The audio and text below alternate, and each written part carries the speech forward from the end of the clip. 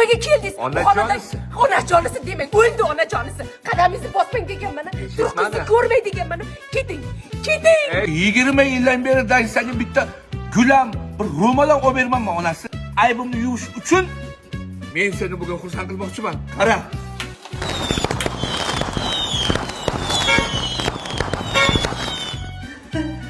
Dadasi,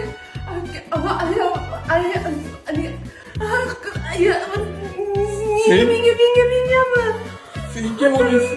Xotinimga bor ekan-ku, kun bor ekan-ku, men bechora shu ahvolda o'lib ketsam kerak dedim. Voy dadasi, kechirdim.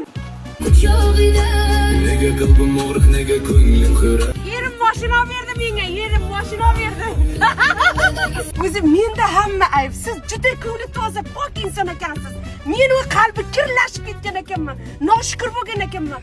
Boriga ham, yo'g'iga ham chidalmagan ekanman dadasi. Voy, er degani zo'r narsa ekan, bilmagan ekanman.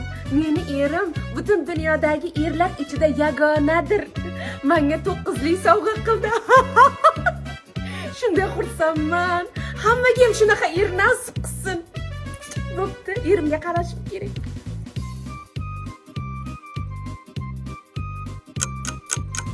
Aka, ne telefoningizni olmayapsiz? Bering kalitni domasiga. Mana. Bering kalitni. Meni mashinamni kimga berib yubordingiz? Yo'q, avtoprokatdan 2 kunga arendaga oldim-da. Shunga seni olib keldim. Endi ko'p 2 kun xursand bo'lding-ku. 2 kun xursandchiliging 20 yilga yetadi, xotin sani. Ha, nasib bo'lsa tirik bo'lsang yana 20 yildan keyin yana 2 kunga olib beraman. Hali siz